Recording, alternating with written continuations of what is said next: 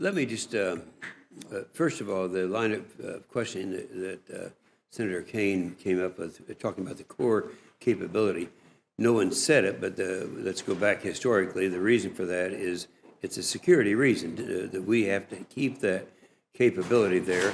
And I can remember back when I've been around long enough, when there were a multitude of contractors and all of that, then when it became smaller and smaller, to me that became more important, because we don't want to be in a position where we're held hostage. And I think I just ask you a yes or no question. Do you think right now, with the requirements that we have concerning core capability, that's adequate in your minds? Just Mr. Chairman, I think it's adequate right now. yeah.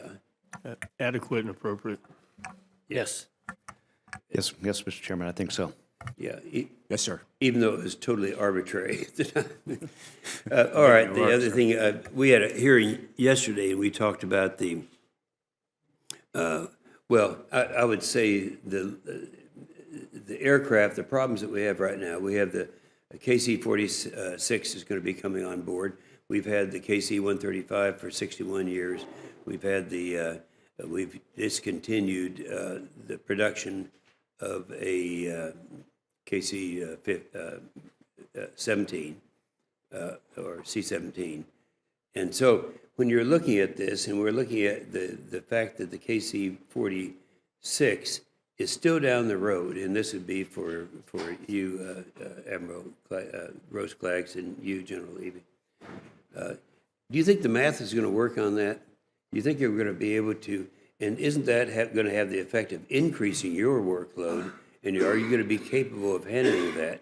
Because the big question that was before our committee yesterday is the math working in terms of we're going to be able to keep the equipment going long enough until help has arrived with the KC-46?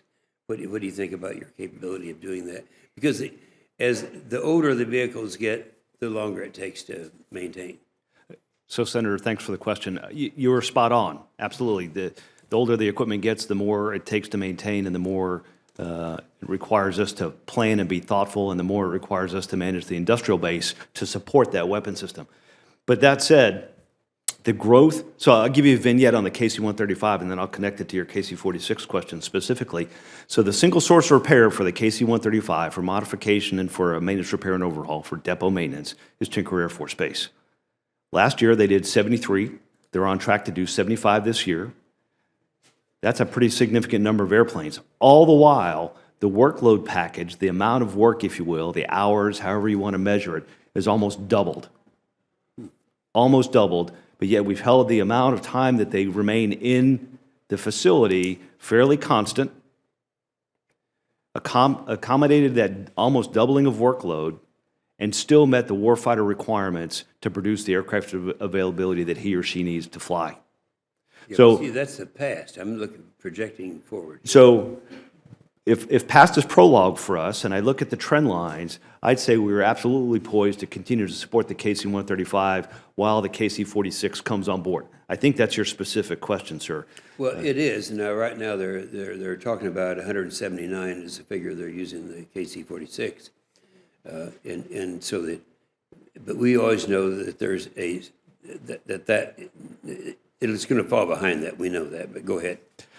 So as the sustainment guy, I won't necessarily speak to the requirements side of that. I'll leave that to Air Mobility Command and U.S. Transportation Command. That's maybe a little bit out of my lane. But to your question about can we keep the 135 going as the KC-46 comes on board, I think is sort of your question for us as professional sustainers. The answer is yes. And as you know, the Air Force has a plan to keep the KC-135 in the inventory till the 2040s timeframe. Yep. So we're on path, we're on course on glide slope to do that.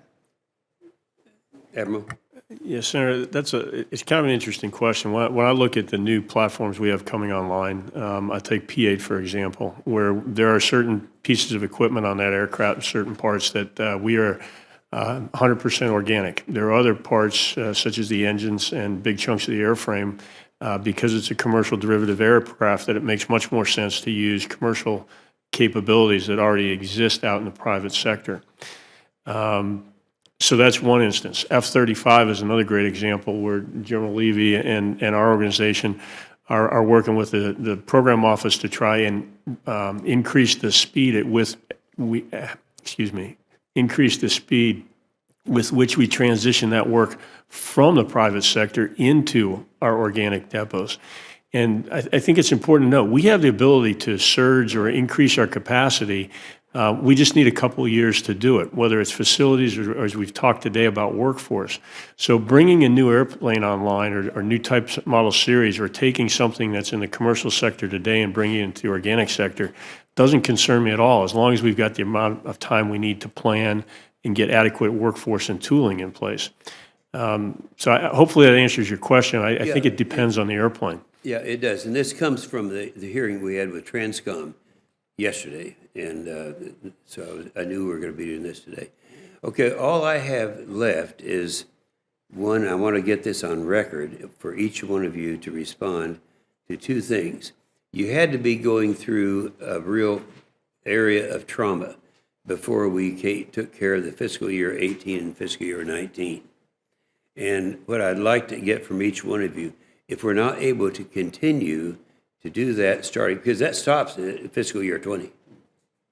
So now if that should happen, what's going to happen to you in each of your facilities if we do not rectify that and continue that past the end of fiscal year 19? Mr. Chairman, if we don't continue beyond 19, then we... Well, it goes back, what happens if we don't?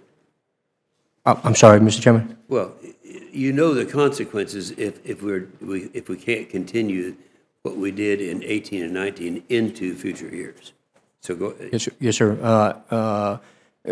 If we don't continue beyond 19, there will be significant adverse impacts to the organic industrial base.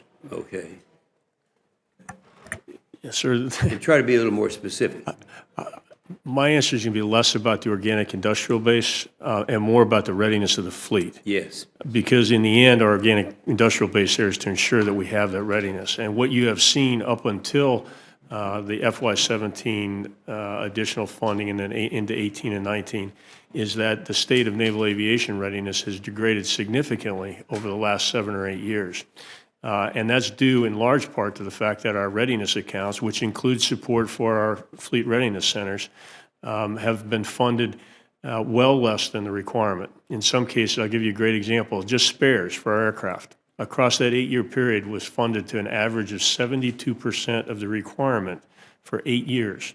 That's like skipping 2 full years of funding spares at all. That's the type of impact that will continue to perpetuate itself if we can't get a consistent budget after 19. And it's both consistency as well as people have mentioned getting it on time at the beginning of the fiscal year. Yeah, and the reason I'm asking this, we want to get something started on the record now to prepare for that possibility. Thank you, Senator, for the question. I agree with everything that Admiral Grossklag said, and I would additionally add that we're already seeing some of this in the private sector right now because they know the money's there in 18 and 19. They're not sure it's there in 20 and 21, and therefore they can see the workload in 20, and they should be hiring, just like I'm hiring in the naval shipyards, and they are hiring at a much slower pace because they're not sure the money's going to be there in 20. So they're not hiring, and they're not making the investments in the private sector surface ship facilities, and so we're already starting to see a little bit of a backlog in work in private sector surface ship maintenance because of their reluctance to make the long-term investments and hiring necessary because they do not know if there's any stability in the plan beyond 19. Excellent, yes. Mr. Chairman, so I would agree with everything my colleague said. So we have been managing in this unusual fiscal environment. We have a 2-year agreement that adds funding. The majority of it, at least in the Air Force, is for modernization, which we very desperately need. It helps us with readiness. Please don't misunderstand me. We're grateful for that. But we have the same concerns, particularly in the industrial base, both the commercial and the organic industrial base, where I see, just like Admiral Moore opined, commercial industries somewhat reluctant to take risk because they're not sure that there will be the opportunity in 20 and beyond. And so they're hedging, and what that does for us from a readiness perspective is that sort of diminishes the value of the money you've given me today, right? Because the vendor says, I'm not sure you're going to be there in 20. I'm not so sure how much I'm going to respond to you today, even though you have money today. And that runs a readiness risk. And so in one or two little examples, it's not particularly impactful. But what I would tell you is across the $9 billion of the supply chain that I manage for you every year, it's corrosive. And when that corrodes, it affects fleet readiness. And when that affects fleet readiness, pilots don't fly. When pilots don't fly, they leave the Air Force. And so all of these things are very interconnected, from the budget to the industrial base, both organic and commercial, all the way to our readiness of our Air Force, sir. Excellent answer. General Prince. Chairman, sir, thank you. I could not have said any clearer than what was said earlier, but I would add that it's all about readiness. For the Marine Corps it is. And we're trying to maintain some legacy systems today as we wait for our new ACVs to come on board, et cetera, other new type of equipment.